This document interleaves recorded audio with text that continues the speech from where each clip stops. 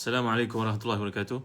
إن الحمد لله نحمده ونستعينه ونستهديه ونستغفره ونتوب إليه ونتوكل عليه ونعوذ بالله من شرور أنفسنا وسيئات أعمالنا من يهده الله فلا مضل له ومن يضلل فلا هادي له. اللهم صل وسلم وبارك على محمد وعلى آل محمد كما صليت وسلمت وباركت على إبراهيم وعلى آل إبراهيم في العالمين إنك حميد مجيد. أما بعد. Ahlan wa sahlan Fri Misbah, Profesor Yusof, Fauzia Ismail dan semua yang hadir pada malam yang mulia ni. Malam penghulu sekian hari Jumaat. Ambillah kesempatan untuk baca surah Al-Kahfi insya-Allah selepas ini atau pagi esok. Muhammad Adib, Muhammad Firdaus dan semua yang hadir pada malam ni. Jadi tuan-tuan dan puan yang dimuliakan Allah sekalian, tujuan saya berkuliah pada malam ni adalah untuk mengajak kita merenungi bersama-sama ayat yang indah daripada surah Nisa. Dan pada malam ni fokus kita adalah pada ayat 127 yang menceritakan tentang kewajipan kita meraihkan anak-anak yatim, menjaga mereka dengan sebaik-baiknya. Jadi dalam konteks ayat ini menceritakan bagaimana para sahabat dahulu ketika mereka mengalami ujian kerana pembelaan anak-anak yatim itu memerlukan daripada mereka satu bentuk kontrol yang betul, satu bentuk cara pengawasan yang betul, penilaian yang betul. Dan sebelum itu saya akan bawakan juga pada malam ni kisah sahabat Nabi yang Nabi telah nyatakan inna fika khaslataini yuhibbuhumullahu wa rasuluh. Sungguhnya pada engkau wahai Ashaj, ada dua perkara yang Allah cinta dengan sebabnya kedua perkara tersebut. Maka Ashaj telah bertanya kepada Rasulullah SAW, wahai Rasulullah, adakah sifat itu Allah memang lahirkan bersama-sama dengan saya, gifted kepada saya, ataupun saya yang berusaha untuk menjaganya, membinanya, melatih diri saya memperolehinya, wahai Nabi SAW? Maka Nabi menjawab, sungguhnya sifat itu telah pun dilahirkan bersama-sama dengan dirimu. Maknanya disebati dengan dirimu, wahai Ashaj. Apa dia sikap tersebut, tuan-tuan? Al-hilmu wal-anatu. Al-hilmu wal-anatu. Hilmu ni maknanya sopan santun, lemah lembut. Allah punya sifat halim. Dan anatun ni maknanya ta'ni. Ta'ni ni bererti berhati-hati, berwaspada. Seorang yang teliti, bukan cerewet seorang yang memang dalam kerjanya memang berhati-hati, teliti, seorang yang berjaga-jaga, seorang yang memang dalam apa kelakuannya sekalipun dia akan berhati-hati dalam melakukan apa saja kerjanya. Jadi tuan-tuan dan puan yang dirahmati dan dikasihi sekalian, ayat yang kita nak bincangkan pada malam ni adalah ayat 127. Dan di samping tu saya akan kisahkan tentang perkara-perkara yang dituntut kita dalam Islam ini untuk segera melakukannya, kerana ia berkaitan dengan perkahwinan. Jadi tuan-tuan yang ke mana, temanlah saya, jangan biarkan seorang diri. Kalau ada peluang, tolonglah share video ni kepada kawan-kawan kita, teman-teman kita. Mudah-mudahan ada manfaat dalam apa yang disampaikan pada malam ni. Jadi lihat dalam tafsir Ibn Katsir pada muka surat 568 yang warna biru ni, tuan. Kami sedang mengadakan kempen satu rumah satu tafsir, satu sekolah satu tafsir, satu pejabat satu tafsir, satu masjid satu tafsir. Mudah-mudahan tafsir ini akan bantu kita untuk memahami Al-Quran yang lebih baik. Kerana rata-rata kita bila baca terjemahan sebenarnya tidak sampai ke tahap yang sebenarnya. Masih banyak lagi perkara yang kita tidak faham, maka kita perlu pada tafsir.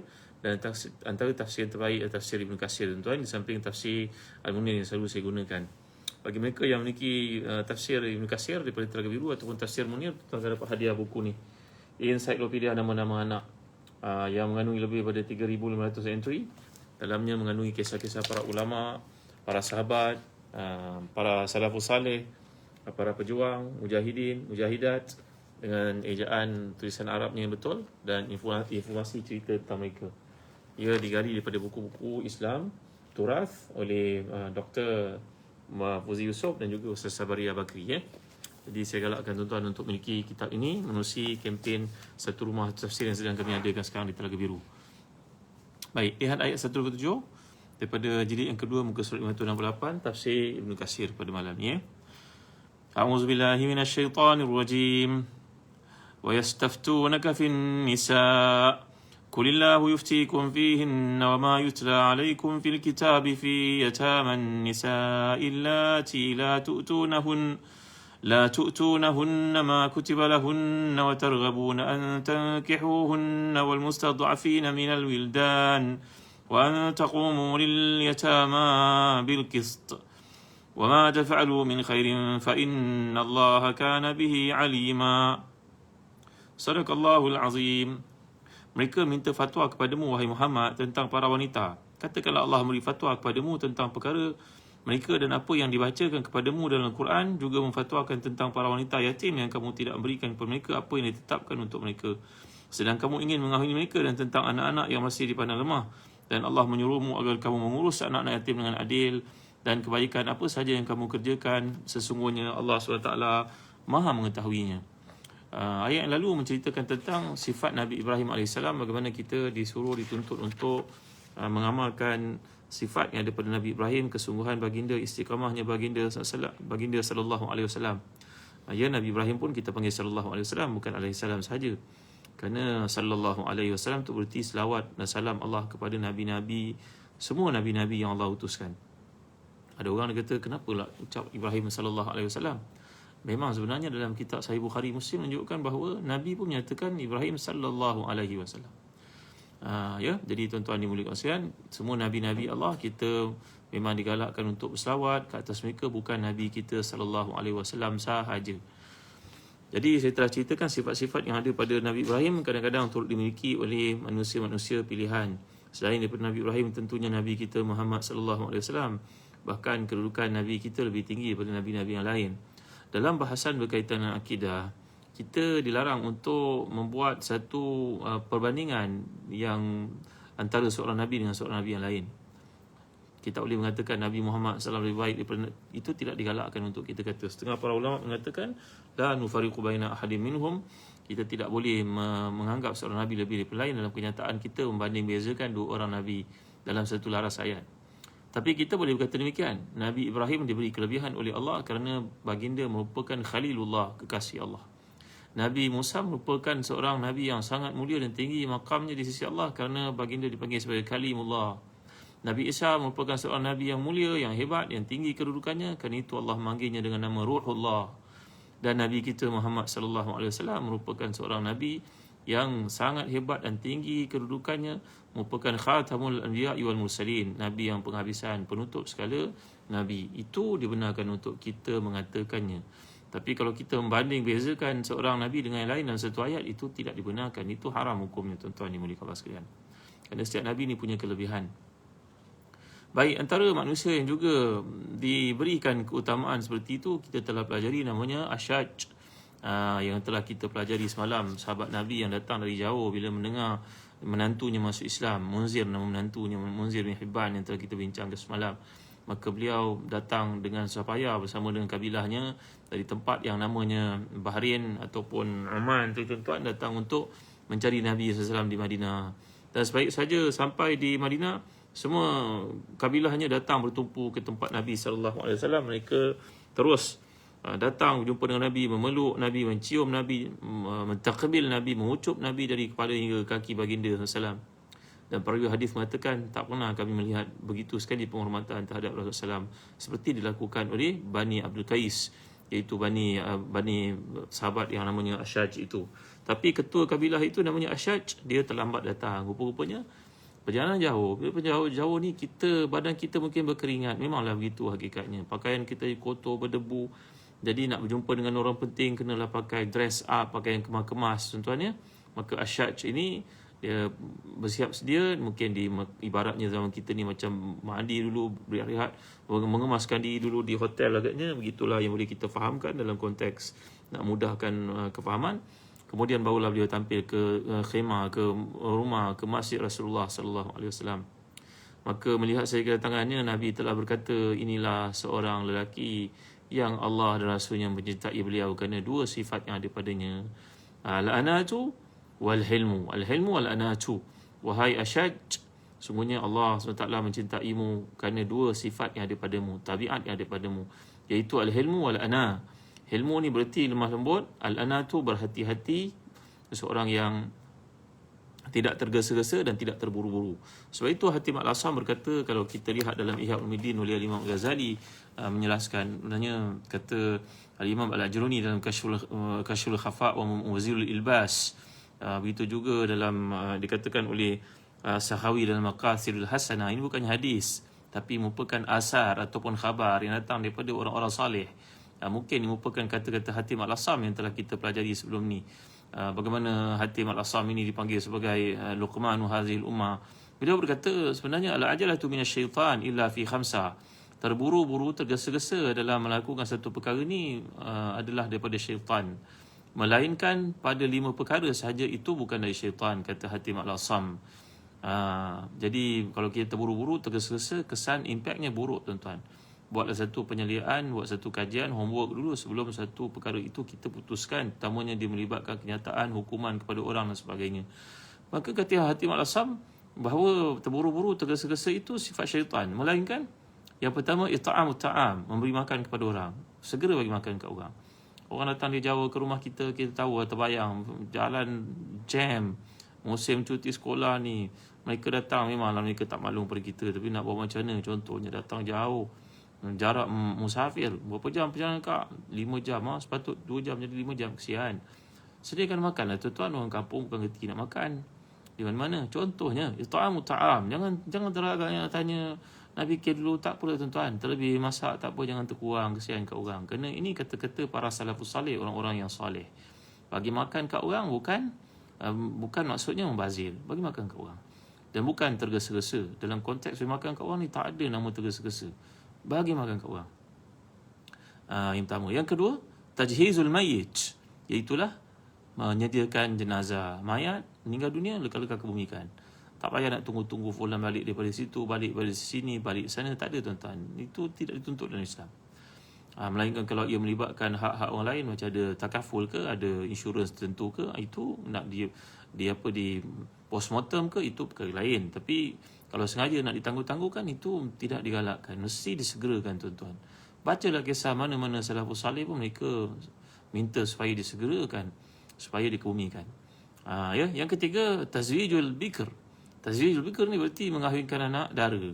Apabila ada orang pinang yang baik, yang saleh, yang agamanya lengkap, akhlaknya bagus, in ja'akum man tardawna dinahu wa khuluquhu fazawiju. Illam takunu taf'alun takun fitnatun fil ard wa fasadun arid. Dalam hadis sahih Nabi bersabda, kalau kamu menangguh-nangguhkan, bimbang nanti akan jadi fitnah. Zaman sekarang, zaman PKP, lagi senang nak kahwin tuan-tuan. Kahwin dengan cepat-cepat. Tak payah nak walimah, bukanlah maknanya tak ada keperluan untuk mengadakan kenduri besar-besaran, nak kena panggil orang daripada seantero dunia, tak perlu kan. Segerakan. Yang keempat, qada'ud dain, iaitu leka-leka bayar hutang orang. Apa pasal nak tangguh-tangguh?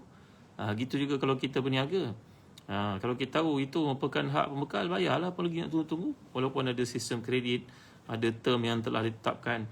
Kalau kita boleh bayar cepat, berkat tuan-tuan dimulakan Allah sekalian. Keberkatan akan datang dalam rezeki perniagaan kita. Kerana keberkatan ini bukan pada banyaknya, tapi pada kecukupannya. Saya pernah bawa cerita pada tuan-tuan tentang berkat ni. Seorang anak muda, cerita betul ni, di Amerika. Beliau belajar di fakulti perniagaan. Maka dia graduate, dia bantu ayah dia. Ayah mereka ni orang Islam, migrate ke Amerika.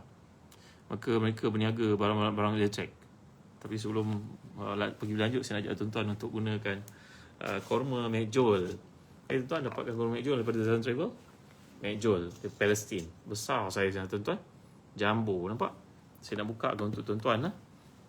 Ya. Tengok, Masya Allah. Amat menyelerakan, menggoda iman. Kita pada hari ni dah masuk 16 Jamadil Akhir, lagi 14 hari lebih kurang, lagi tak sampai lagi nak pergi ke bulan Rajab, Syaban, lepas tu Ramadan, 70 hari lebih kurang Ramadan. Jadi tuan-tuan, marilah kita dapatkan kurma McJoel di Zatan Travel. Kami ada bekalkan di Palestin. Begitu juga kami ada kurma Ajwa Rasulillah dari Madinah. Tengok tuan-tuan, cantik, tak mengelupas kan, cantik. Kurma Ajwa, harganya sama saja tuan-tuan. Cepat-cepat tuan-tuan buat pelaburan untuk dapat kurma yang amat menyelerakan ini, yang mengikut tuntutan hadis Nabi. Man tasabbaha bi sab'i tamaratin ajwatan lam yadurruhu sumun wala sihrun. Siapa yang makan 7 biji kurma ajwa pada pagi hari, jauh daripada racun dan juga sihir. Saya dah cerita banyak kali dah bagaimana kita ni terdedah kepada racun berbagai bentuk. Makanlah kurma ajwa 7 biji setiap pagi tuan-tuan. Ya, lekas-lekas tuan-tuan dapatkan stok ini, kerana bulan 2 ni pembekal mengatakan susah nak sampai bahan-bahan ni daripada luar, harganya meningkat. Maka dapatkan sekarang sebelum berakhirnya bulan 1. pada harga yang terbaik. Pada bulan 2 besok harganya ada peningkatan sikit tuan-tuan yang boleh sekalian. Jadi kembali kita kepada maksud kata-kata Hatim Al-Asam ini bukannya hadis, iaitu perkara yang keempat, galakan kita untuk segerakan. Kita tak salah kalau tergesa-gesa membuat perkara ini, iaitulah dalam bab membayar hutang. Segerakan bayar hutang tuan-tuan. Kenapa kita nak tangguh-tangguhkan hak orang? Kalau kita ni berniaga pun orang seronok dengan kita bila kita bayar awal. Ada syarikat-syarikat besar bila kita amalkan sistem, kita tak ikut sangat term yang telah dikemukakan itu, bagi pada kita 120 hari contohnya, 90 hari kita bayar lebih awal kerana duit ada. Buat apa nak pegang duit orang kan? Orang pun suka hujung tahun dapat rebate lagi tuan-tuan. Seronok orang berniaga dengan sebab berkat tuan. Buat apa kita nak tangguh-tangguh hak orang? Tapi kalau kita berhutang orang pun usahakanlah untuk bayar. Macam mana cara sekalipun, tunjukkanlah kesungguhan. Jangan buat tak tahu saja. Yang keempat, yang kelima, iaitu at-taubah minaz zanbi. Jangan menangguh-nangguh dalam bab bertaubat, kerana taswif ini di sini mazmum. Taswif makna menangguh-nangguhkan. Inilah 5 perkara kalau kita lakukan, ia bukan dalam konteks terburu-buru. Kita kena segerakan. Di sini tidak ada larangan dalam terburu-buru, iaitu beri makan kat orang, menyiapkan jenazah, mengahwinkan anak dara bila ada orang yang layak minang untuk mengahwininya. Yang keempat iaitu menyempurnakan hutang, bayar hutang orang. Dan yang terakhir sekali, yang kelima, iaitu segera bertaubat, jangan taswif. Bismillahirrahmanirrahim. Baik tuan ya. Jadi ini kata Al-Ajruni dalam Kashful Khafa' wa Muzilul Ilbas. Itu juga kata Sakhawi dalam Maqasidul Hasanah. Bukannya hadis Nabi, tapi merupakan kata-kata orang salih. Baik. Jadi sebelum pergi pada ayat yang kita bincangkan sekarang, masih lagi bercerita tentang Asyaj dan juga sifat hebat yang dimiliki olehnya, yang mendapat pujian daripada Allah dan pujian daripada Rasulullah SAW walaupun dia baru masuk Islam.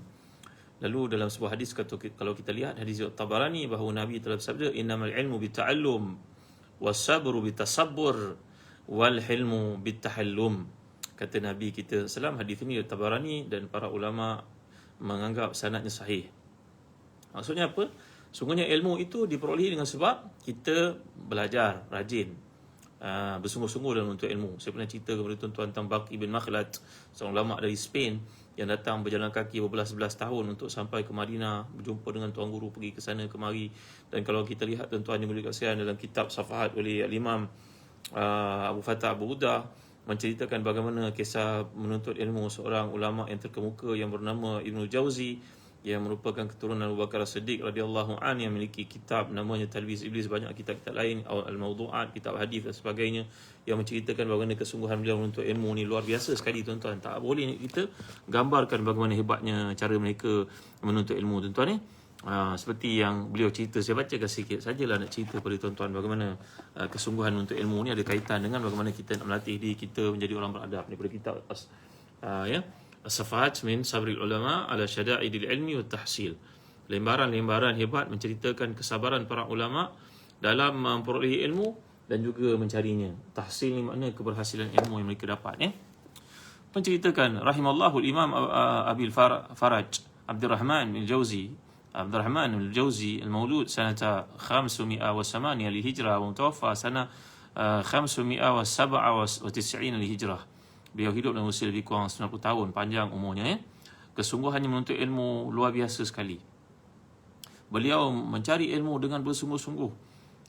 Sampai ke peringkat memang luar biasa sekali mereka menuntut ilmu. Berjalannya mencari ilmunya, menjual harta bendanya kerana nak dapat ilmu, meninggal kaum keluarganya, kadang-kadang tak jumpa anaknya, tak jumpa adik-beradiknya bila dia berada jauh, sampai surat mati seorang-seorang pun tak sempat nak buka. Tuan-tuan dimuliakan Allah sekalian. Allahu akbar, masya-Allah. Lalu beliau berkata, man anfaqa asal syabab fil ilmi fa innahu fi zamani shaykhuhati yahmadu janya ma gharas. Kalau seseorang itu bersungguh-sungguh menuntut ilmu masa mudanya, pada tuanya dia akan harvest pokok tanaman zaman mudanya itu, kesungguhannya dalam menuntut ilmu itu. Wa yaltazu bi tasnif ma jama' wa la yara ma yafqiru min lazatil badan syai'an bil idafa ila ma yanaluhu min lazatil ilmi. Maka bila dia tua, tiba waktu dia menulis buku kerana ilmu yang telah cukup diperolehi daripada berbagai-bagai sumber itu. Dan lihatlah apa yang aku lalui, kata Al-Imam Abul Faraj Abdurrahman bin Jauzi, ulama yang terkemuka ni. Beliau berkata, saya pernah cerita pada tuan-tuan, bahasa Arab ni bahasa yang unik, yang tuan-tuan salah dengar pula. bahasa Melayu dengan bahasa Arab ni ada perbezaan. Bahasa Melayu ni dia pindahkan ke bahasa Melayu daripada bahasa Arab, kadang-kadang maknanya boleh menjadikan kita ni ketawa, lawak. Tapi bahasa Arab bukan gitu. Ni saya sebut nama ulama ni Abul Faraj. Kalau kita terjemahkan, bapa kepada, orang menganggap Faraj ni kemaluan. Bukan tuan-tuan. Bahasa Arab perkataan Abul Faraj ni berarti bapa kepada pelepasan. Kalau yang merujuk kepada aurat orang itu, dia bukan sebut faraj, dia sebut farajim, farjun. Saya saja nak ajar tuan-tuan yang bahasa Arab. Jadi sebab kami pun ketika sampai di Jordan, mula-mula tuan guru hadis membaca kitab hadis, semua tergelak. Maka tuan guru pun tanya Syekh Almarhum Walid Al-Ani Al-Hasani, guru kami yang sangat penyayang tuan-tuan ni, ulama yang hebat di Baghdad ni, bercerita kepada kami, kenapa kamu ketawa wahai anak-anak Malaysia? Dia tanya.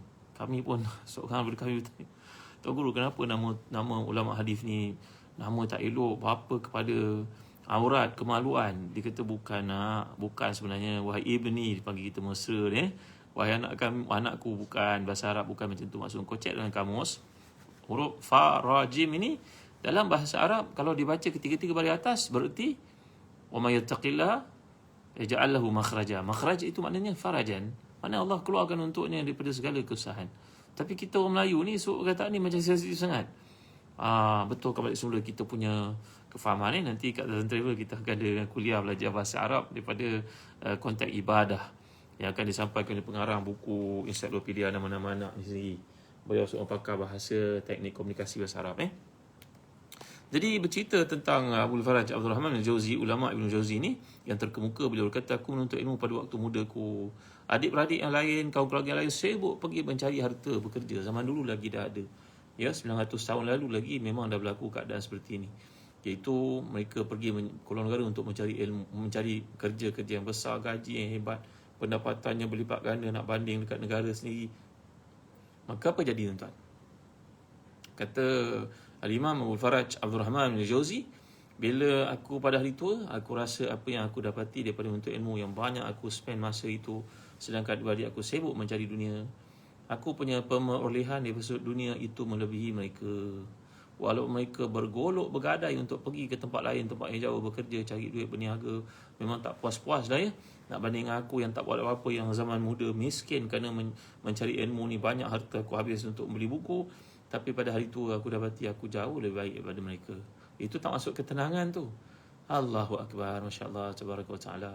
Tahniah bagi tuan-tuan yang telah pun memilih anak-anak tuan-tuan untuk menjadi hafiz, qari.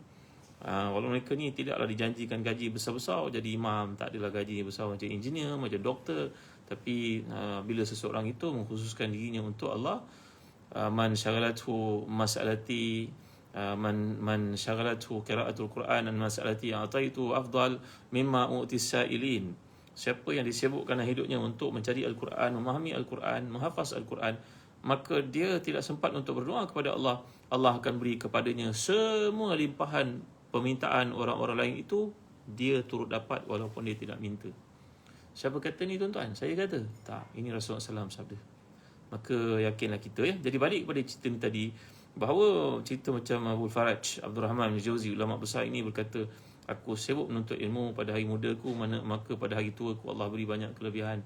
Aku dapati dia aku jauh lebih baik daripada orang yang dulu sibuk mengumpul dunia, tak puas-puas, tak cukup-cukup dia. Kadang-kadang harta itu menjadi sebab kewalahan adik-beradik. Tapi aku semua Alhamdulillah dengan ilmu yang ada, aku mampu bimbing keluargaku sebaik-baik jalan. Allahu Akbar, Masya Allah, Tabaraka wa Ta'ala. Baik tuan. Jadi kembali kita kepada topik perbincangan ni tadi, bahawa apa yang didapati oleh Ashaj ataupun setengah riwayat mengatakan sahabat ini namanya Zaidul Khair. Nabi pun mengatakan demikian juga kepadanya kerana sifat lemah lembut dan juga berhati-hati dan juga tidak tergesa-gesa, tidak terburu-buru yang ada pada mereka ini, yang menjadi pujian Allah dan Rasulnya.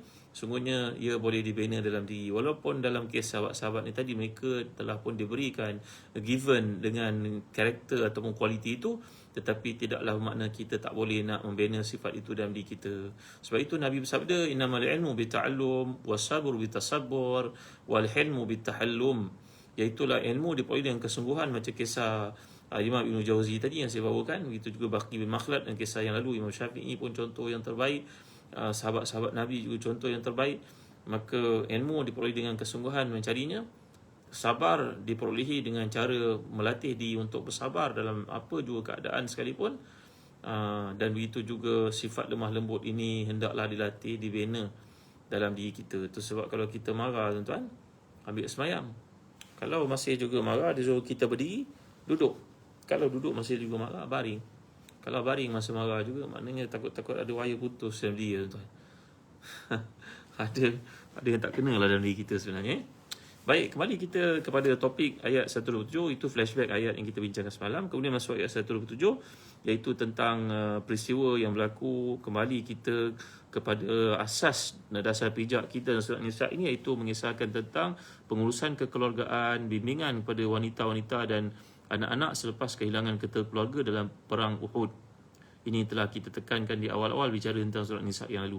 Sekarang Allah SWT menghidangkan kepada kita macam-macam aspek kerana hidup ni tak boleh kita pegang satu track saja. Macam-macam benda yang perlu kita lihat. Quran ni umpama satu makdubah. Makdubah ni berarti satu hidangan yang lazat. Padanya ada makanan yang rasa masam, rasa pedas, rasa manis, rasa apa lagi tuan-tuan? Makanan, hidangan yang sangat indah, yang enak, itu demikianlah Quran. Maka kita akan dihidangkan dengan cerita tentang pemusafiran, cerita peperangan, cerita kekeluargaan, cerita pengurusan keluarga, cerita tentang pengurusan anak-anak, cerita tentang bagaimana nak jadi kaya. Dalam Quran dalam surah Nisa ni ia lengkap. Seumpama satu hidangan lazat yang kita makan dalam satu jamuan ataupun hidangan yang diberikan. Demikianlah contoh yang terbaik untuk kita faham tafsiran dikemukakan oleh Syed Tantawi terhadap Al-Quran itu sebenarnya. Jadi balik kita kepada topik ini, Al-Bukhari menukilkan daripada Aisyah berkata tentang ayat ini, iaitu mereka minta fatwa kepadamu, iaitu seorang lelaki yang memiliki anak yatim, wanita, seorang budak perempuan yatim.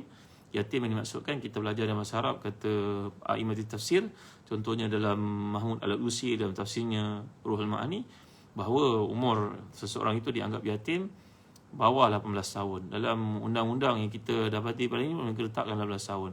Kerana saya telah terangkan pada tuan-tuan, ketika jatuhnya kerajaan Islam Andalusia, Spain itu, maka negara Kristian berlumba-lumba untuk mengambil segala khazanah ilmu ditinggalkan, termasuklah kanun akhwat syakhsiyah, termasuklah kanun penerangan kekeluargaan juga.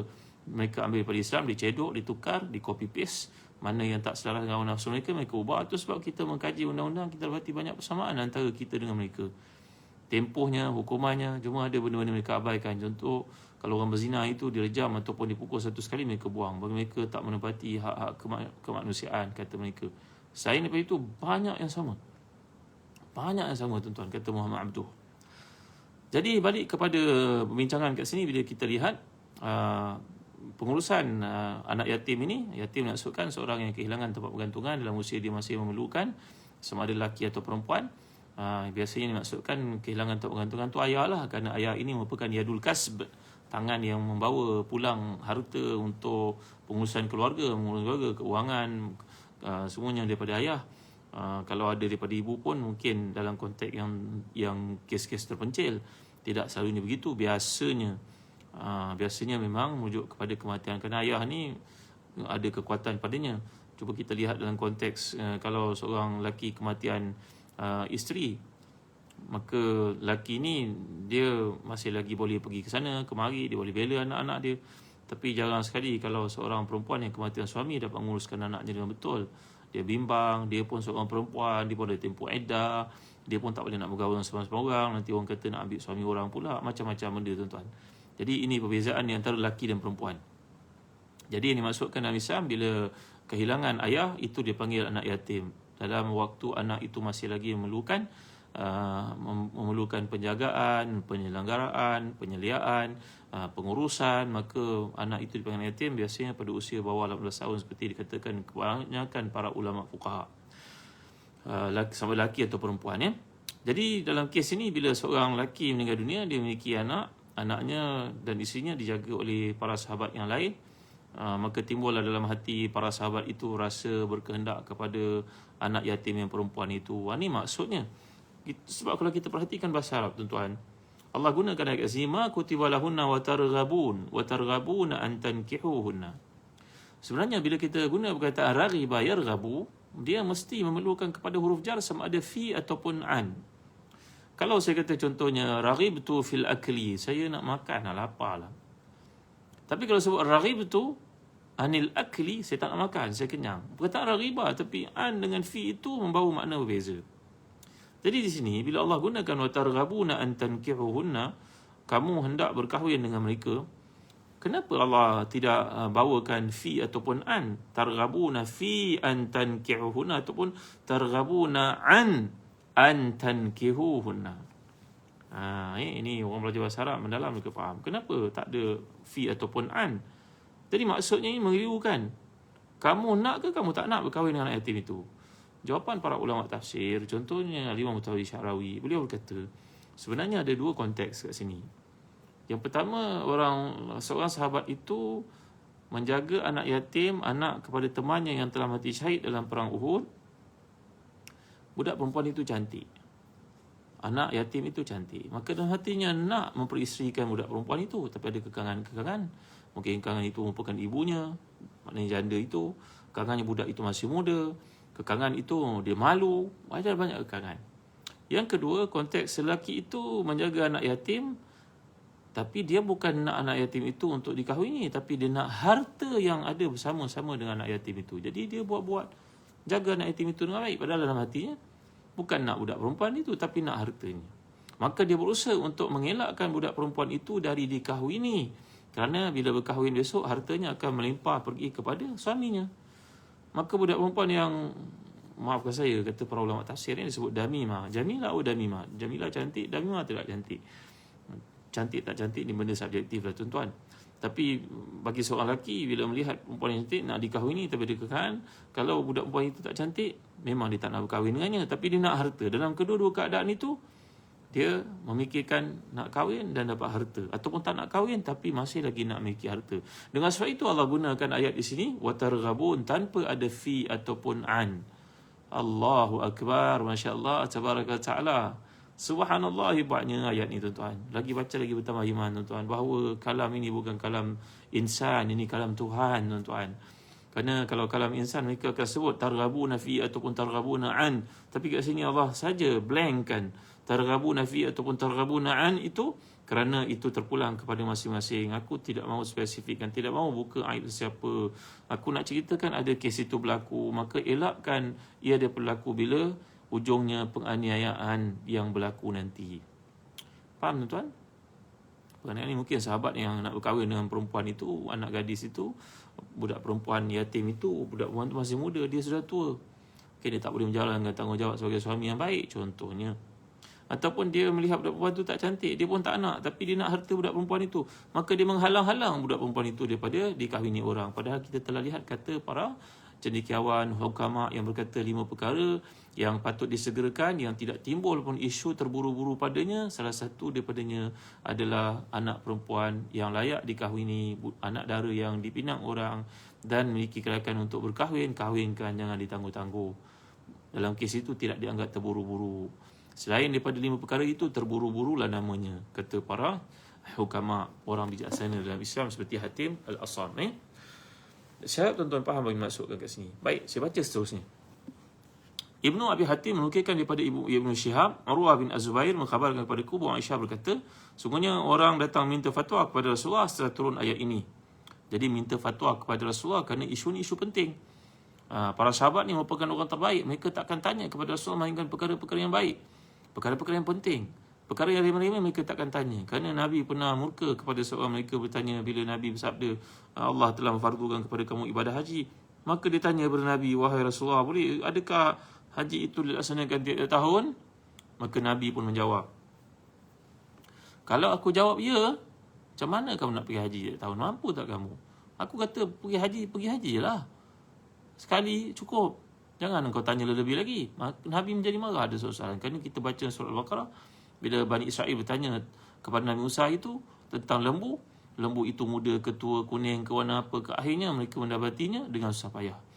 Mereka menemui lembu yang menepati ciri-ciri yang telah diterangkan oleh Nabi Musa itu hanya ada seekor sahaja dimiliki oleh seorang anak yatim, dan tentunya didiman pada harga yang mahal, kerana itu satu-satunya aset yang ditinggalkan oleh ayah yang telah meninggal dunia sebagai warisan. Maka dalam Islam kita tak boleh nak bertanya benda yang menyebabkan kita jadi susah. Jadi tuan-tuan yang rahmati dan dikasihi, dalam konteks saya ini, Para sahabat bertanya, tentunya perkara itu penting.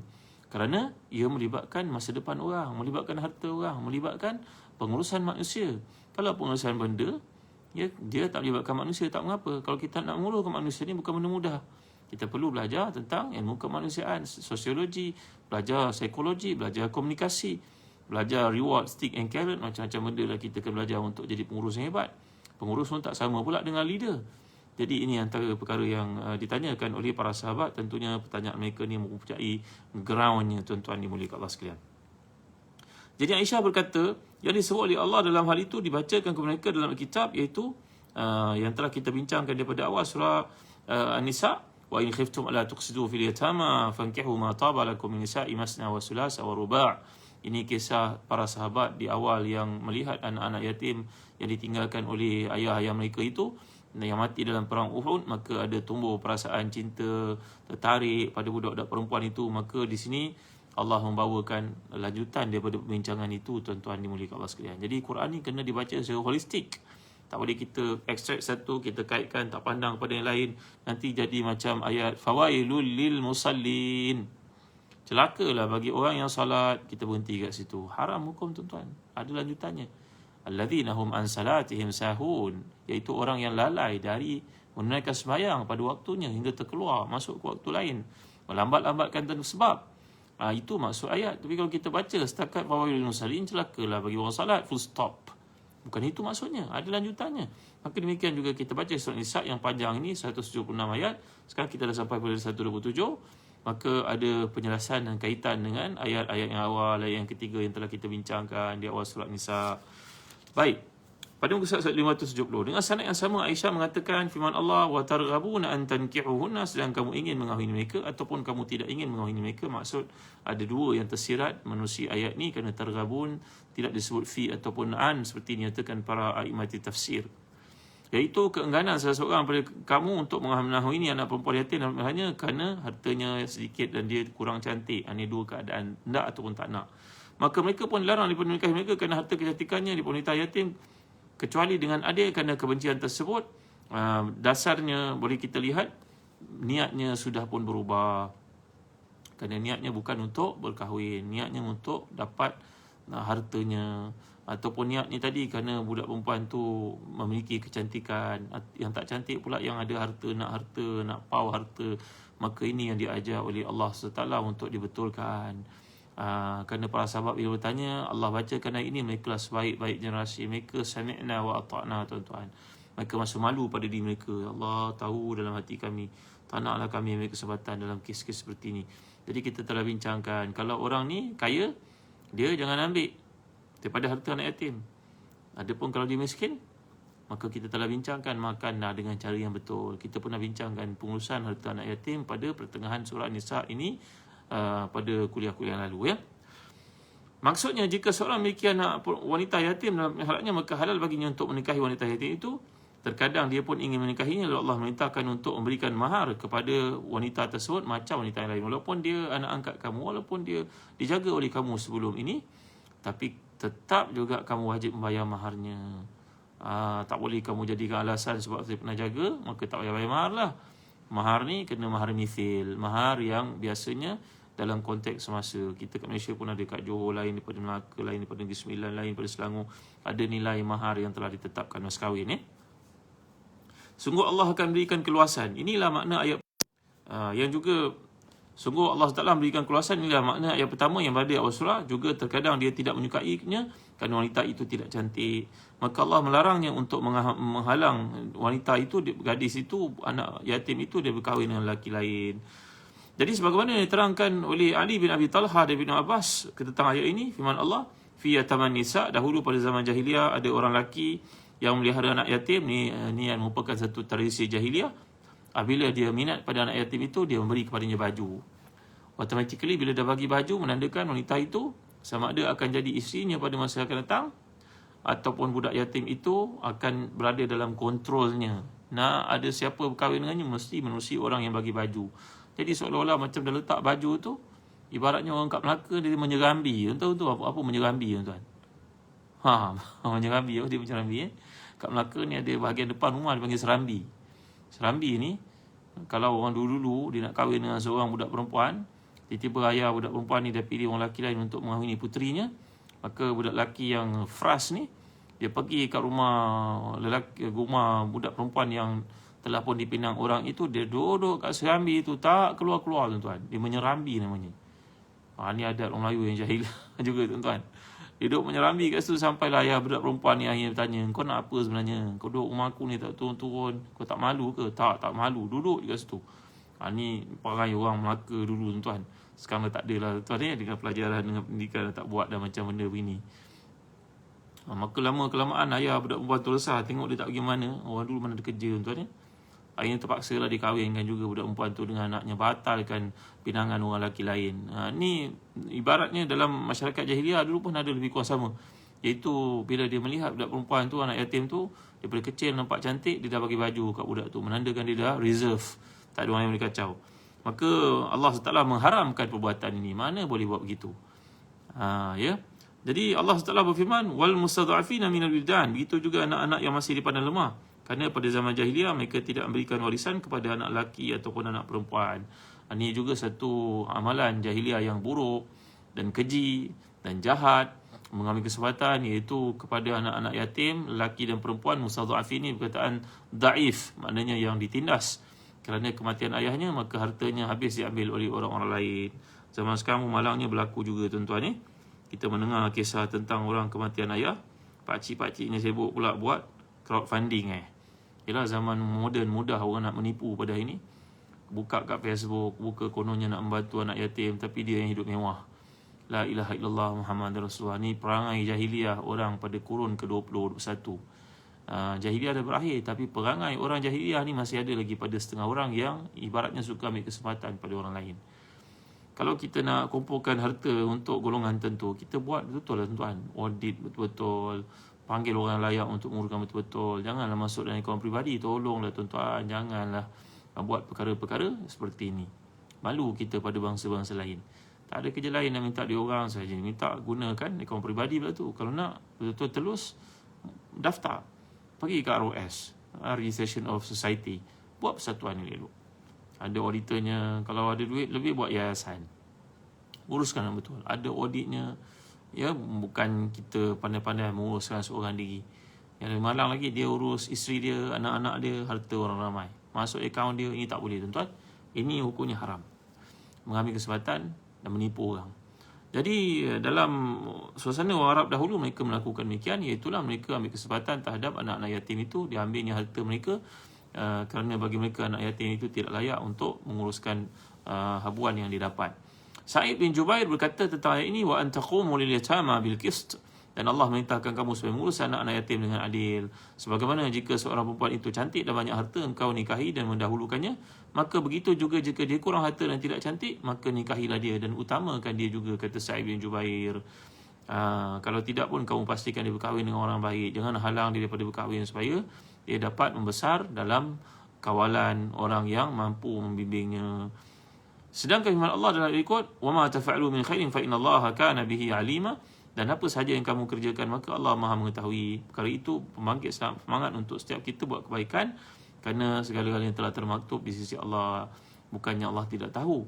Umpama kata Syekh Mutawalli Syarawi, kalau seseorang kita ni nak buat rumah, kita pun panggil kontraktor yang amanah, panggil engineer yang boleh buat kerja. Bukan orang yang sap-sap pada orang lain, akhirnya tak selesai kerja. Cari orang yang betul. Maka orang betul ni pun buat kerja, kita suruh dia buat. Saya nampak dalam apa yang awak buat, layout plan ni semua saya nampak dah. Boleh tak awak cuba buat replika dia? Apa dipanggil? Model Kalau kita nak beli rumah tu, kita pergi tengok rumah yang dia buat kotak begitu, nampak saiz macam mana, meja makan macam mana, kemudian ada dimension, skala dia, scale dia. Maka kita minta untuk tunjuk pada kita macam mana cuba buat. Saya bayar orang banyak ni, maka nak kena tengok betul-betul. Jadi tuan-tuan ni boleh kasihan, bila kita nampak benda itu sesuai berlaku, lebih baik daripada dia berlaku baru kita nampak. Ini ilmu manusia. Tapi ilmu Allah, Allah telah mengetahui qabla an yakun, sebelum ia berlaku. Maka ini maksud dengan Allah SWT.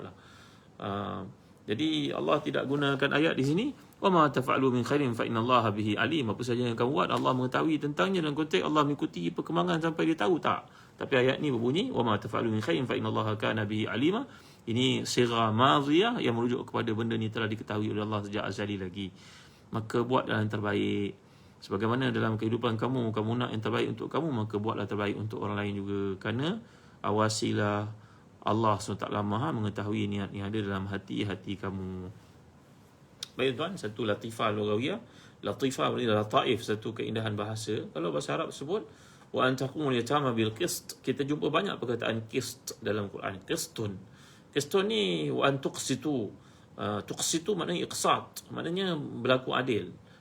Qistun dengan perkataan adlun lebih kurang sama ya. Tapi dalam ayat lain kita dapat lihat Allah menyebut tentang qasit.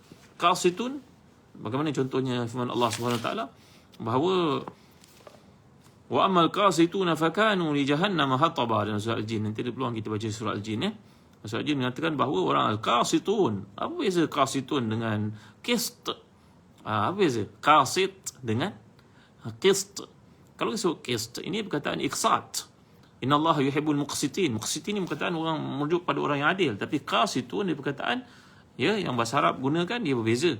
Jadi walaupun nampak qist dan juga qasit ini macam sama, tapi qasid qaf alif sa ta sin ta pada ayat yang 15 surah Al-Jin, sebenarnya perkataan wa antaqumu liyatama bil qist.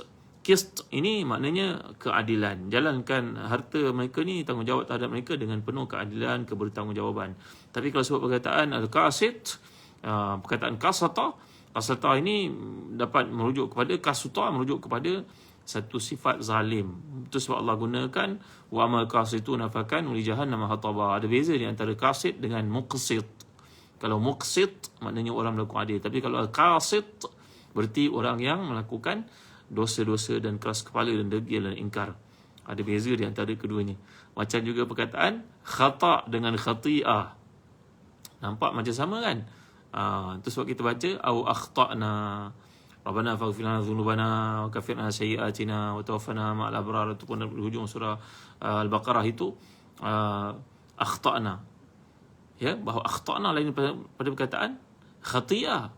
Khata' maknanya tersilap, tapi tersilap tak sengaja.